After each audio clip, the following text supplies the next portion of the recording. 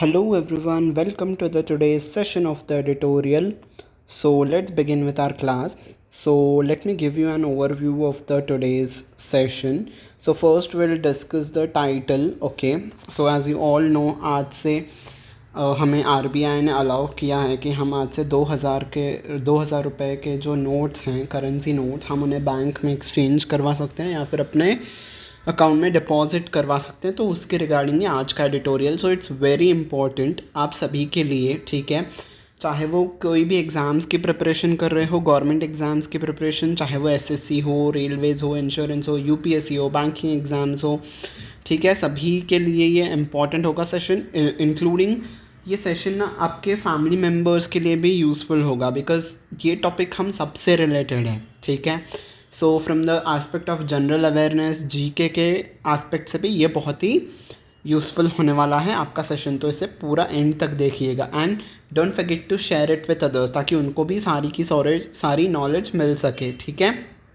Okay, so apart from that हम overview discuss कर रहे थे कि क्या कुछ हम डिस्कस करेंगे इस सेशन में। सो आपकी वोकैबुलरी होगी, ओके। फिर हम आर्टिकल तो डिस्कस करेंगे ही, हम आर्टिकल को पढ़ेंगे बट बहुत अच्छे तरीके से पढ़ेंगे, ठीक है। मैं आपको यहाँ पे सिखाऊंगा कि ये हमें यहाँ पे सब्जेक्ट वर्ब को कैसे कनेक्ट करके पढ़ना है। मैंने जो यहाँ पे रेड कलर का ब्रैकेट में किया है वो आपकी एडिशनल इन्फॉर्मेशन है, तो वो मैं आपको बताऊँगा कि कैसे पढ़ना है हमें। जहाँ पे भी पर्पल कलर है वहाँ पे हम एक ग्रामर का रूल डिस्कस करेंगे, ठीक है। यहाँ पे देख सकते हो मैंने सब कुछ मार्क किया है, ओके। उसके बाद देखो, ओके, यहाँ पे भी है, ठीक है, ओके। देखो यहाँ पे भी हम ग्रामर का रूल डिस्कस करेंगे, ठीक है। देन हम वोकैबुलरी का आपकी वोकैबुलरी टेस्ट होगी। देन हम यहाँ पे एक एरर डिटेक्शन का क्वेश्चन भी करेंगे, ठीक है। एंड मैंने आपका पूरा आर्टिकल हिंदी में भी ट्रांसलेट करके रखा है। सो अगर आपको कोई भी प्रॉब्लम होती है इंग्लिश में समझने के लिए, so you can refer this one, ठीक है। एंड आप पढ़ सकते हो हिंदी में भी, ठीक है। So this is your first slide and here is your second slide. तो ये दूसरी स्लाइड है।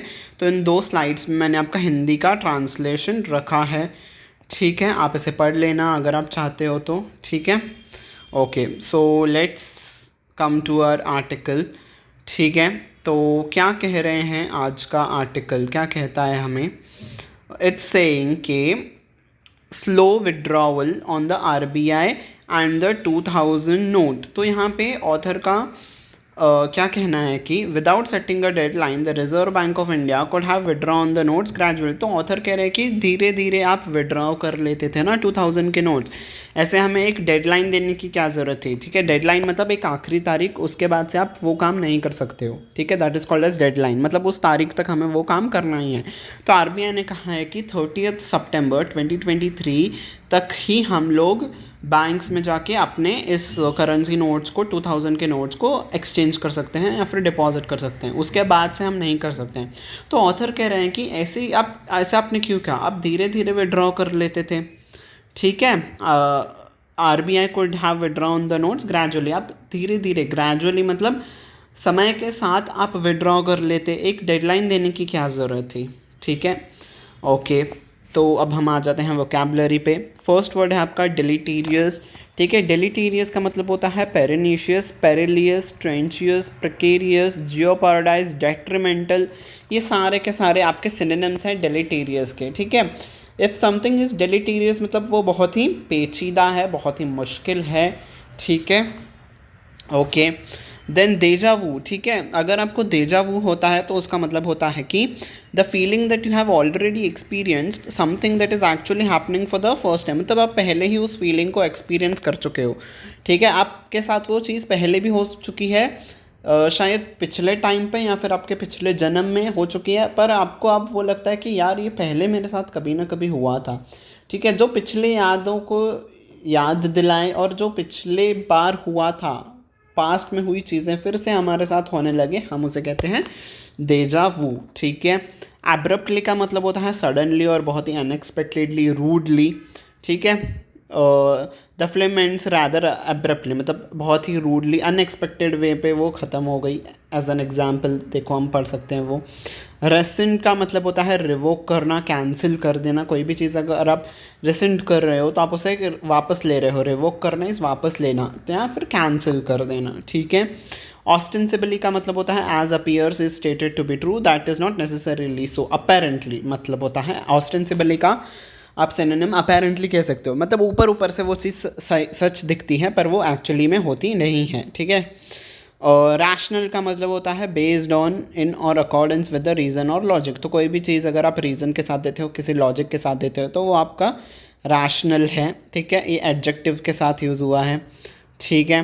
नेक्स्ट एक्सपीडिशियसली का मतलब होता है, देखो रैशनल का एडवर्ब फॉर्म क्या होता है, रैशनली, ठीक है। आप किसी भी एडजेक्टिव में अगर आप एल वाई ज्वाइन कर देते हो तो वो आपका एडवर्ब बन जाता है, ठीक है। रैशनल एंड रैशनली, ठीक है। ये आपको ग्रामर का रूल पता है ना, एडजेक्टिव के साथ अगर हम कोई भी वर्ड एल वाई जोड़ देते हैं तो वो एडवर्ब हो जाता है, ओके ओके। एक्सपीडिशियसली, देखो यहाँ पे एक्सपीडिशियस आपका एडजेक्टिव है, अगर उसमें हम एल वाई जोड़ दिया हमने तो वो एडवर्ब हो गया, ठीक है। सो एक्सपीडिशियसली का मतलब होता है बहुत ही स्पीड से और बहुत ही एफिकेसी से। ऐसे नहीं है कि जल्दी जल्दी कर रहे हैं तो वो ऊपर ऊपर से काम हो रहा है, नहीं, बहुत अच्छे तरीके से बल्कि काम हो रहा है, ठीक है। ओबिविएट का मतलब होता है रिमूव करना, कोई भी डिफ़िकल्टी या कोई भी चीज़ को अगर आप रिमूव कर रहे हो तो आप उसे ओबिविएट कर रहे हो। फ्लिप फ्लॉप का मतलब होता है make an abrupt reversal of policy. Abrupt देखो हमने पढ़ा था ना, अनएक्सपेक्टेडली, तो सडनली आप किसी भी पॉलिसी को रिवर्स कर दे रहे हो, ठीक है। वैसे तो फ्लिप फ्लॉप्स का मतलब होता है वो आप जो चप्पलें पहनते हो वॉशरूम के लिए या फिर किसी और घर पे जो आप चप्पलें पहनते हो आप उसे फ्लिप फ्लॉप्स कहते हैं, बट यहाँ पे फ्लिप फ्लॉप का मतलब होता है एज अ वर्ब जब वो यूज़ होता है तो उसका मतलब होता है जब आप रिवर्स करते हो किसी पॉलिसी को अचानक से तो आप फ्लिप फ्लॉप कर रहे हो, ठीक है। अब हम आर्टिकल को पढ़ते हैं, देखना मैं कैसे पढ़ रहा हूँ।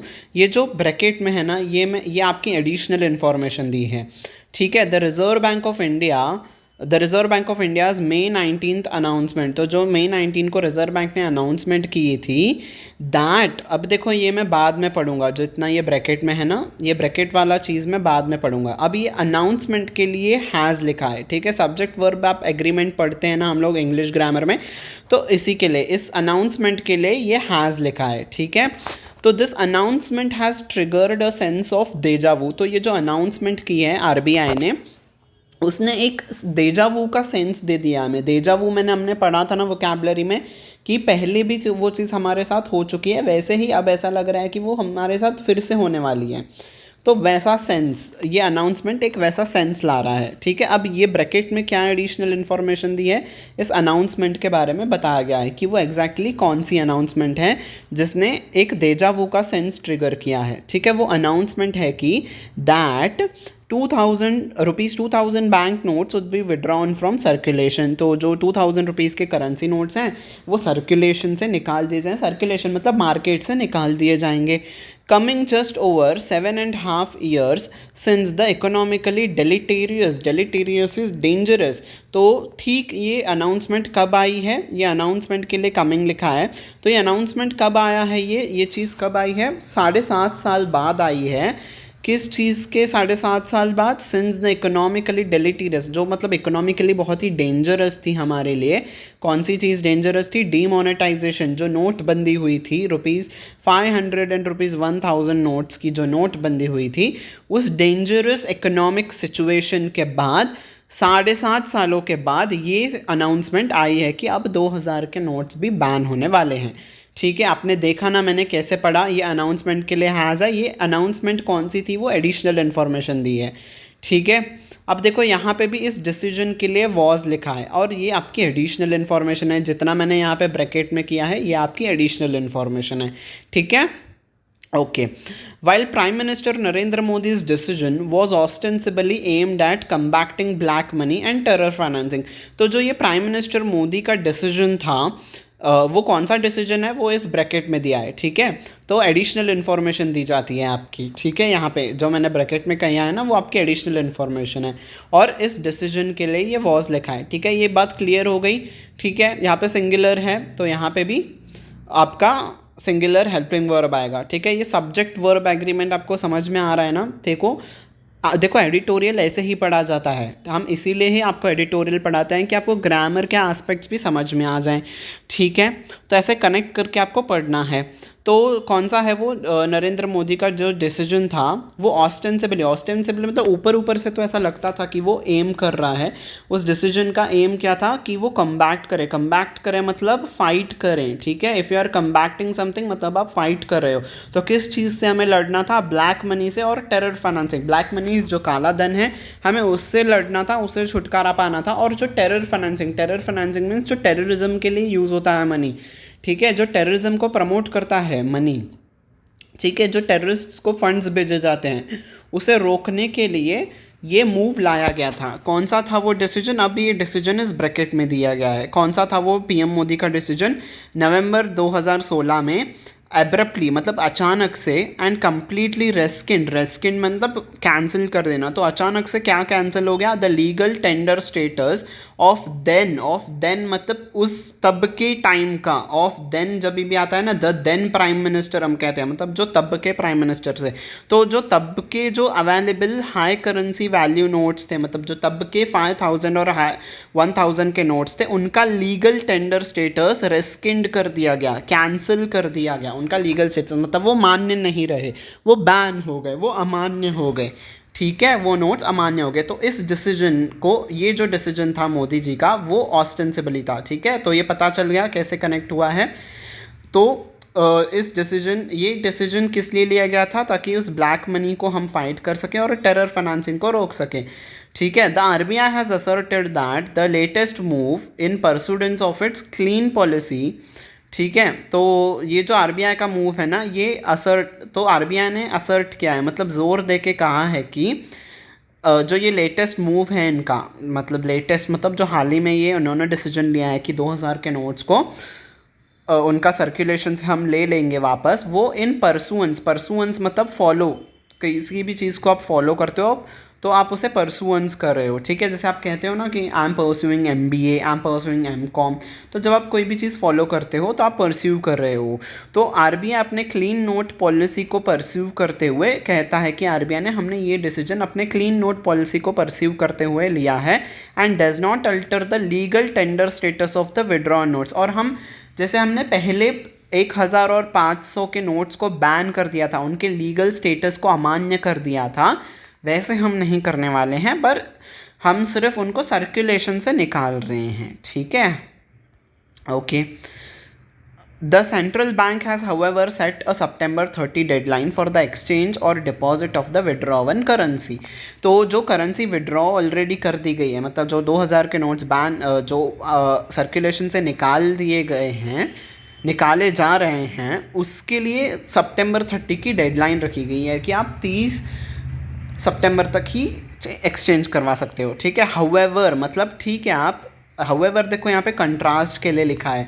पिछले स्लाइड में तो कहा है कि हम उसके लीगल स्टेटस को बैन नहीं करेंगे, ठीक है। हमने पढ़ा था ना, लास्ट लाइन में उन्होंने लिखा था कि the legal tender status of the does not alter मतलब चेंज करना। तो हम उसके लीगल स्टेटस को चेंज नहीं कर रहे हैं, मतलब वो अभी भी लीगली हैं, ठीक है। तो एक तरफ से तो ऐसे कह रहे हैं और दूसरी तरफ से वो ऑथर कह रहे हैं कि फिर आपने डेडलाइन क्यों दी जब आपको उसका लीगल स्टेटस ख़त्म ही नहीं करना था। तो आप देखो, इसीलिए ऑथर ने टाइटल से कहते आ रहे हैं कि ग्रेजुअली आप रिमूव करते हैं। हमने टाइटल में भी पढ़ा ना कि आप ग्रेजुअली रिमूव कर देते थे। आपने हमें एक डेडलाइन क्यों दी कि इस वक्त तक ही आपको रिमूव करना है? आप धीरे धीरे इकोनॉमी से निकाल देते थे नोट्स को, ठीक है। Thereby triggering difficulties for the common individuals. तो आपने डेडलाइन देखे, ये देयर बाय किसके लिखा है? इसके लिए, ठीक है। तो डेडलाइन दी है ना, आपने जो डेडलाइन दी है, इसके वजह से क्या हो गया है, ये ट्रिगर हो गई है मतलब एकदम से एक्टिव हो गई है वो चीज़। कौन सी चीज़ एक्टिव हो गई है? Difficulties for the common individual. तो आपकी इस डेडलाइन की वजह से कॉमन इंडिविजुअल्स, जो आम जनता है, उसके लिए डिफ़िकल्टीज़ आ गई हैं to continue to the use of the note. तो लोगों के मन में एक अब वो चीज़ आ गई है ना कि भाई 30 सितंबर तक ही हम कर देंगे, डेडलाइन है, उसके बाद से हम नहीं कर लेंगे, तो इससे अच्छा तो हम उन नोट्स को एक्सेप्ट ही ना करें। जो क्या आगे वो हम पढ़ेंगे। देखो वो आगे बता रहे हैं, reports from across the country speak of, देखो यहाँ पे ग्रामर ऑब्जर्व करनी थी। जब आप किसी के साथ बातचीत करते हो तो यू स्पीक टू समवन, ठीक है, आप उनसे बात कर रहे हो तब आपका प्रपोजिशन यूज़ होगा स्पीक टू। पर आप जब किसी के बारे में बात करते हो तो आप यूज़ करोगे स्पीक ऑफ का, ठीक है। स्पीक के बाद ऑफ आएगा जब आप किसी के बारे में बात करोगे। तो यहाँ पे कंज्यूमर्स के बारे में बात किया जा रहा है, ना कि कंज्यूमर के साथ, ठीक है। अगर उनके साथ बात करते थे तो हम स्पीक टू होता था, यू स्पीक टू समवन। ये बात क्लियर हो गई, ये ग्रामर का रूल आपको समझ में आ गया।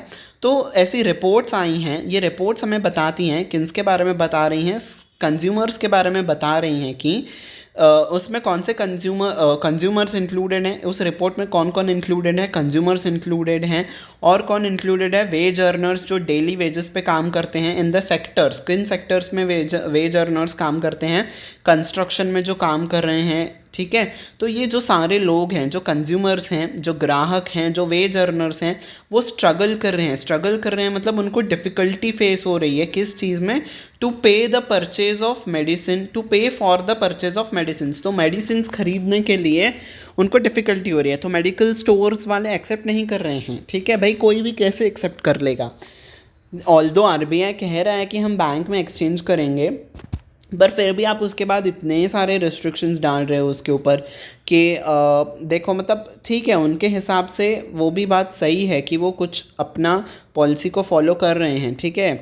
तो आरबीआई ने गाइडलाइंस दी है बैंक्स को कि जो भी बंदा आएगा अपने नोट्स को एक्सचेंज करने के लिए 2000 के, या फिर जो भी बंदा अपने अकाउंट पे 2000 के नोट्स डालेगा, उनका डेटा आपको सेपरेटली मेंटेन करना है, और वो सारा डेटा आपको day to day basis maintain करके आरबीआई को देना है। तो भाई एक सस्पिशियस सा आएगा ना कि आरबीआई ऐसा क्यों कर रहा है, क्या आरबीआई हम पे या फिर कोई इनकम टैक्स डिपार्टमेंट वाले हम पे नज़र रखेंगे, ऐसा एक डाउटफुल सिचुएशन आ जाती है ना, माइंड पे एक डाउट क्रिएट हो जाता है। तो इसके वजह से लोग ना 2000 के नोट एक्सेप्ट ही नहीं कर रहे हैं, तो इन लोगों को भी परेशानी हो रही है। देखो अब जो पैसे हैं कुछ 2-3 हज़ार, 2-3 नोट तो होंगे ही ना हर किसी के पास। देखो जो अर्नर्स हैं, जो कंज्यूमर्स हैं, कई किसी से आ जाता है कभी 2000 का नोट, कभी पड़ा होगा घर पे, तो वो कहेंगे ना कि हम चलो जो पैसा है हम उसी से ख़रीद लेंगे। तब अब ये बाज़ार में जा रहे हैं तो लोग एक्सेप्ट नहीं कर रहे हैं। तो आपके इस डेडलाइन की वजह से लोगों के बीच में आ गई है ना कि भाई अब 30 तारीख से पहले कौन करवाएगा, ये सब झंझट में कौन पड़ेगा, इसलिए लोग एक्सेप्ट ही नहीं कर रहे हैं नोट्स को, ठीक है।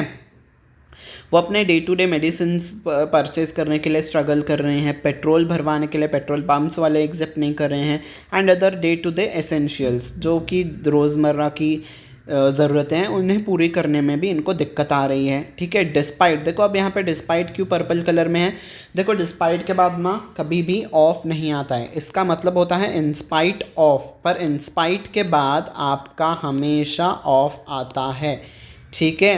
डिस्पाइट का मतलब होता है इंस्पाइट ऑफ, इसका मतलब होता है हिंदी, इसका मीनिंग होता है इसके बावजूद।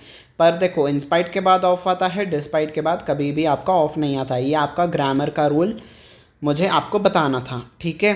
तो इसके बावजूद कि the notes continuing to remain legal tender, इसके बावजूद कि आरबीआई ने उसका लीगल स्टेटस ख़त्म नहीं किया है, फिर भी लोग को परेशानी हो रही है, फिर भी जो पेट्रोल पंप वाले हैं, जो मेडिकल स्टोर्स वाले हैं, और जो दूसरे रोज़मर्रा की बेचने वाले जो दुकानदार हैं वो एक्सेप्ट नहीं कर रहे हैं 2000 के नोट्स, ठीक है।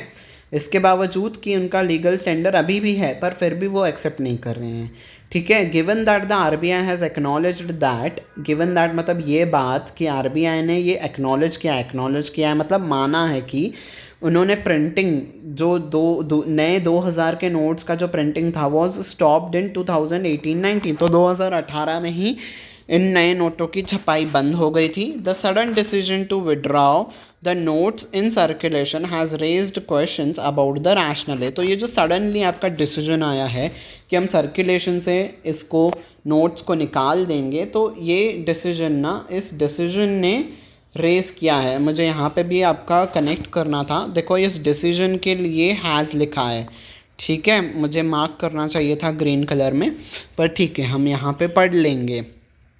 तो इस डिसीजन की वजह से क्वेश्चन उठ रहे हैं, किसके बारे में क्वेश्चंस, अबाउट द रैशनल है, कि आपका ये डिसीजन कितना लॉजिकल है। रैशनल मतलब आपका ये डिसीजन कितना लॉजिकली है, आप ये लॉजिकली सही है या नहीं। आपने ऐसे अचानक से नोट को बंद कर दिया, तो इसके ऊपर अब आप सवाल उठ रहे हैं कि आपका ऐसा सडनली बंद करना क्या ये सही है। Okay, the RBI stated that मतलब उन्होंने कहा है कि about 89% of the 2000 notes were issued to meet. देखिए ये इशूड इस टू के लिए लिखा हुआ है, ठीक है, और यहाँ पे जो ब्रैकेट में है वो एडिशनल इन्फॉर्मेशन है। तो RBI ने कहा कि जो 2000 रुपीज़ के जितने भी नोट्स थे उसका 89% ऑफ द नोट्स वो इशू किए थे। किस लिए इशू किए गए थे? To meet the currency requirement of the economy in an expeditious manner. ठीक है, एक्सपीडिशियस मतलब बहुत ही तेज़ी से और बहुत ही एफिशिएंटली। तो इस नोट्स को इशू कर दिया गया था किस लिए? To meet the currency requirement of the economy. तो जो करेंसी की रिक्वायरमेंट है हमारी इकोनॉमी में, फॉलोइंग मतलब किसी चीज़ के बाद, तो डीमोनेटाइजेशन के बाद जो करेंसी की रिक्वायरमेंट थी इंडिया के इकोनॉमी में, उस चीज़ को पूरी करने के लिए टू मीट द रिक्वायरमेंट होती है। देखो ये टू किसके लिए लिखा है? To meet the requirement. एक तो ये इशूड टू है, किस लिए इशू किया गया है, और ये भी आपका टू मीट द रिक्वायरमेंट होता है। ठीक है, यहाँ पे भी आपको ग्रामर देखनी थी। ठीक है, टू मीट द रिक्वायरमेंट, तो किस चीज़ को फुलफ़िल करने के लिए हमें ये इशू किए गए थे ये नोट्स? जो नोटबंदी के द्वारा जो गैप क्रिएट हो गई थी, जो कमी क्रिएट हुई थी इंडिया की इकोनॉमी में, उस कमी को भरपाई करने के लिए, उस कमी की भरपाई करने के लिए इन नोट्स को इशू किया गया था। कब ये इशू किया गया था? बिटवीन नवंबर 2016 एंड मार्च 2017। तो इस दौरान ये नोट्स इशू किए गए थे इस रिक्वायरमेंट को फुलफ़िल करने के लिए। डीमोनेटाइजेशन से जो कमी आई थी उसको फुलफ़िल करने के लिए इशू किए गए थे। And that since then lower denominations had become adequately available, obviating the need for 2000 notes. तो RBI कहता है कि हाँ, हमने ये गैप को फुलफ़िल करने के लिए ये नोट्स इशू किए थे, और उसके बाद से जो लोअर डिनोमिनेशन से, डिनोमिनेशन मतलब अमाउंट, तो जो कम अमाउंट के नोट्स थे जैसे कि 100 हो गए, 200 के हो गए, 500 के हो गए, तो वो नोट्स धीरे धीरे नए नोट्स आ गए मार्केट में, और एडिक्वेटली मतलब भरपूर मात्रा में अवेलेबल हो गए, लोगों के पास भरपूर मात्रा में आ गए। ऑब्विएटिंग करना मतलब इस रिमूव कर देना। तो जब ज़्यादा नोट्स आ गए छोटे डिनोमिनेशन के, तो उस छोटे डिनोमिनेशंस ने ऑब्विएट कर दिया मतलब रिमूव कर दिया द नीड फॉर 2000 नोट्स। तो जो नीड थी 2000 रुपए के नोट्स की, वो नीड अब ऑब्विएट हो गई, वो नीड अब ख़त्म हो गई जब लोअर डिनोमिनेशंस के नोट मार्केट में अच्छे से आ गए। ठीक है, the central bank has also content करना इज़, यहाँ पे आपका मतलब आ रहा है बहुत ही स्ट्रांगली अपने बात को रखना। तो सेंट्रल बैंक यहाँ पे कौन हो गई? आपकी RBI। तो RBI ने स्ट्रांगली इस बात को कहा है कि the notes sought to be withdrawn, मतलब जो हम नोट्स अभी विड्रॉ कर रहे हैं, were at the end of their estimated life span of 4 to 5 years। मतलब उन्होंने कहा है कि वैसे भी हम विड्रॉ कर ही रहे थे, आप कोई भी डाउट मत कीजिए, ये नोट्स का उनका एस्टिमेटेड लाइफ स्पैन जो है, लाइफ स्पैन मतलब जो उनकी जितना टाइम के लिए वो हमने बनाया था, उनकी लाइफ अब ख़त्म हो रही है। ठीक है, मतलब हमने इनको 4 से 5 साल में ही इनका यूज़ सिर्फ 4 से 5 साल तक ही था, और अब इनकी ये लाइफ साइकिल ख़त्म हो रही है और इसीलिए ही हम इन नोट्स को वापस ले रहे हैं। And that the value of these bills का यहाँ मतलब है नोट्स। तो इन नोट्स की value in circulation had declined to ₹3.6 lakh crore. और जितना भी इंडिया के इकोनॉमी में टोटल नोट्स हैं उसमें से अब ये कम होके 2000 के नोट्स अब कम होके इनकी वैल्यू सिर्फ 3.6 लाख 2 करोड़ ही है। ठीक है, जो कि 10.8% of the total notes in circulation है। ठीक है, और ये टोटल नोट्स का सिर्फ 10% ही है। ठीक है, सपोज़ मैं एग्जांपल ले रहा हूँ कि सपोज़ 100 अगर नोट्स हैं 2000 के इंडिया के इकोनॉमी में, तो इसका 10.8% ही सिर्फ 2000 के नोट्स हैं।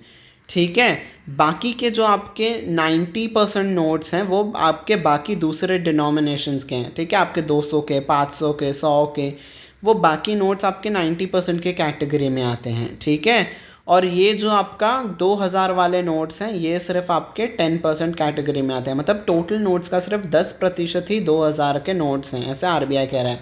मतलब ज़्यादा करेंसी नहीं है 2000 नोट्स की, इसीलिए और कोई इसलिए मतलब कोई चिंता की बात नहीं है, ठीक है। और इनका लाइफ साइकिल भी ख़त्म हो गया है, इसीलिए हम इन्हें वापस ले रहे हैं, ठीक है। एज ऑन मार्च 31, तो एज ऑन मार्च 31 ये डेटा था, ठीक है। तो 3.6 लाख करोड़ उसकी वैल्यू होती है, मतलब जितने 2000 रुपीज़ के नोट्स हैं उसकी वैल्यू 3.62 लाख करोड़ है एज ऑन मार्च 31, ठीक है। A look at the previous withdrawals of bills by the RBI shows that, अब ये shows अब ये that ना इस shows के लिए लिखा है, ठीक है, सब्जेक्ट वर्ब एग्रीमेंट। तो ये क्या चीज़ दिखाता है, कौन सी चीज़, अगर हम एक a look at the previous withdrawals, a look मतलब अगर हम पीछे के दौर पे एक नज़र मारते हैं, ठीक है, तो जो पहले विड्रॉ किए गए थे बिल्स, मतलब जो नोट्स, बिल्स यहाँ पे नोट्स को रेफ़र कर रहे हैं, तो जो पहले नोट्स विड्रॉ किए गए थे आरबीआई के द्वारा वो दिखाता है कि दैट एग्जाम्पल के तौर पे वो अब हमें दिखा रहे हैं कि in April 2014 all bank notes issued prior to 2005, तो मतलब 2014 में ये अगर हम देखें 2014 के व्यू पॉइंट से देखें तो जब हम अपने आप को 2014 में अब रख के देख रहे हैं, ठीक है, हम अब 2014 में पहुंच गए हैं। तो उस ईयर में जब हम देखते हैं कि जो भी बैंक नोट्स इशू किए गए थे 2005 से पहले प्रायर टू 2005, मतलब जो भी 2005 से पहले नोट्स जो इशू किए गए थे और ऑलमोस्ट अ डिकेड अर्लियर, अ डिकेड मतलब 10 साल पहले जो नोट्स इशू किए गए थे, were gradually withdrawn even as they continue to enjoy the legal tender status. वो जो भी पहले नोट्स इशू किए गए थे 2000 पहले के, तो उनको भी विड्रॉ किया गया था और वो ग्रेजुअली विड्रॉ किए गए थे, मतलब धीरे धीरे करके इकोनॉमी से निकाल दिए गए थे और उन्होंने एन्जॉय किया था मतलब उनके पास तभी भी है वो लीगल टेंडर, मतलब उनका लीगल स्टेटस अभी भी ख़त्म नहीं हुआ है उन नोट्स का। जैसे हम देखते हैं ना, आज भी कुछ पुराने 50 रुपीज़ के नोट्स हैं, ठीक है, आज भी कुछ 100 रुपीज़ के नोट्स हैं, वो अभी भी सर्कुलेशन में है और उनका अभी भी लीगल टेंडर बना हुआ है, ऐसा नहीं है कि वो बैन हो गए हैं, ठीक है। तो यहाँ पे ऑथर वही कह रहे हैं कि आपने जो पहले नोट्स ऐसे वापस लिए थे वो तो आपने ग्रेजुअली वापस लिए थे, धीरे धीरे करके वापस लिए थे और अभी भी उनका लीगल टेंडर है। तो अब जब आप 2000 के नोट्स को वापस ले रहे हो, ठीक है, जो आप कह रहे हो कि हम सर्कुलेशन से निकाल रहे हैं, तो अब जब आप 2000 के नोट्स को सर्कुलेशन से निकाल रहे हो तो आप डेडलाइन क्यों दे रहे हो हमें, ठीक है। यहाँ पे ऑथर का कहना है कि जो पिछले नोट्स आपने वापस लिए थे तब तो आपकी कोई डेडलाइन नहीं थी, अब आप क्यों डेडलाइन दे रहे हो और अब आपने इसे सडनली क्यों कर दिया है, ठीक है। वो नोट्स आपने ग्रेजुअली निकाल दिए, धीरे धीरे निकाल दिए, इस नोट्स को निकालने की इतनी क्या जल्दी है कि आप हमें डेडलाइन दे रहे हो कि 30 सितंबर तक नहीं करोगे तो हम वापस नहीं लेंगे, ठीक है। आपने डेडलाइन क्यों दी है, ऑथर डाउट कर रहे हैं आरबीआई के ऊपर, ठीक है। This is last paragraph. Even today lower value bills issued at least as far back as, देखो एज और एज का यहाँ पे रूल लगा हुआ है, ठीक है, ओके। तो जो इवन टुडे मतलब आज भी जो लोअर वैल्यू के नोट्स हैं वो जब इशू किए जाते हैं at least as far back as 2013, मतलब 2013 के पहले तक के जो लोअर डिनोमिनेशन के नोट्स जो इशू किए गए थे एंड और जो 2013 के पहले इशू किए गए थे और विच आर इशूड फार मोर, देखो यहाँ पे फार के बाद आपका कंपैरेटिव डिग्री लगा हुआ है, ठीक है, फार बेटर आप कहते हो ना, okay, this was the far better than this, ठीक है। फार के बाद आप कंपैरेटिव डिग्री लगाते हो तो वो आपका ग्रामर का रूल है यहाँ पे, ठीक है।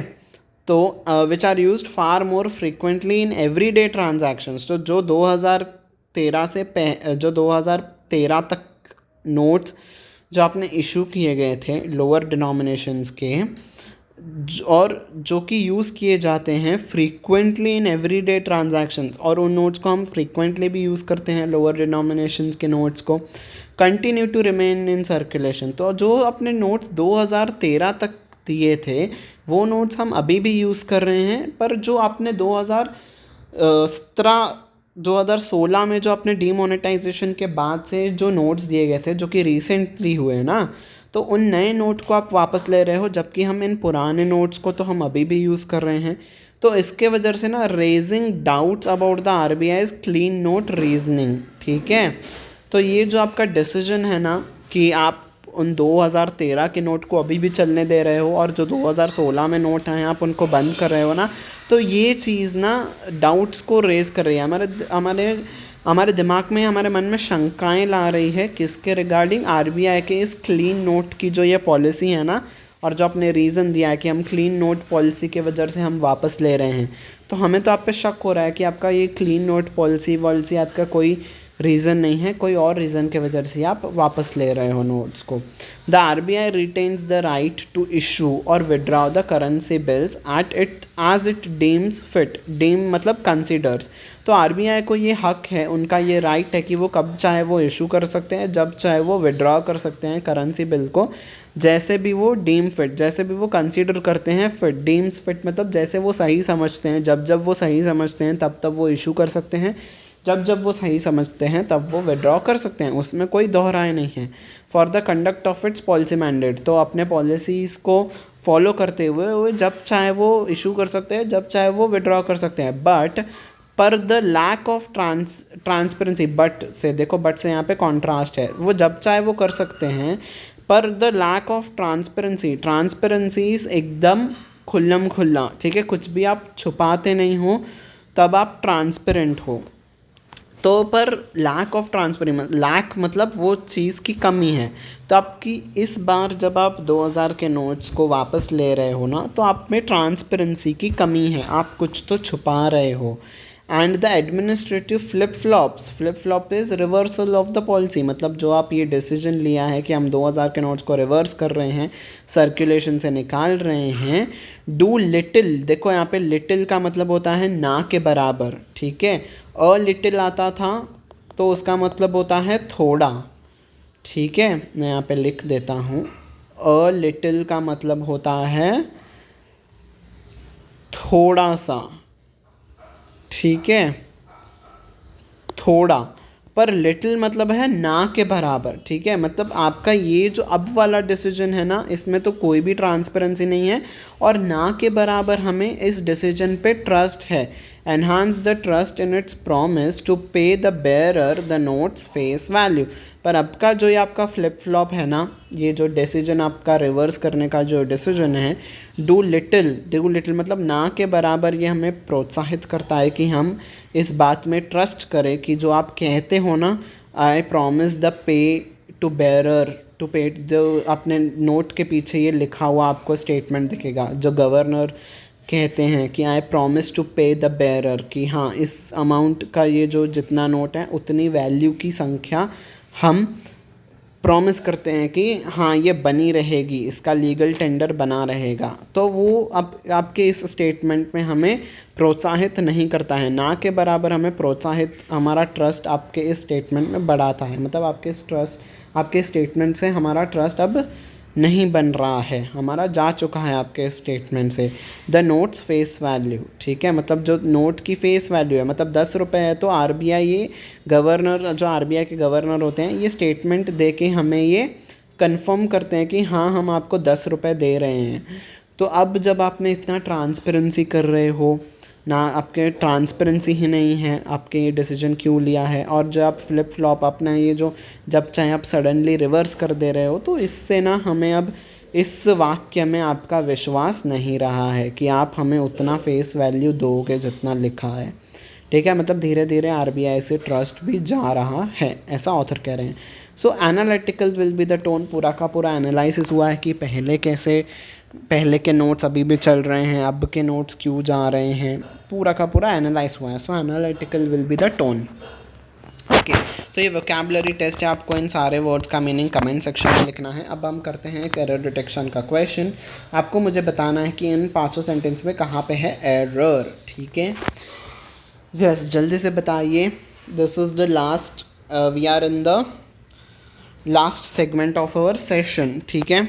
Okay, so the reserve bank of India, तो ओके मैं आपको एरर बता देता हूँ। आपका एरर है ई पार्ट में, देखो, the reserve bank of India's May 19th announcement that 2000 bank notes would be withdrawn from circulation coming just over 7.5 years since the economically deleterious demonetization of 501,000 notes have triggered a sense of deja vu. देखो, मैंने आपको grammar, ये आपको article पढ़ाने वक्त कहा था ना, सब्जेक्ट वर्ब एग्रीमेंट।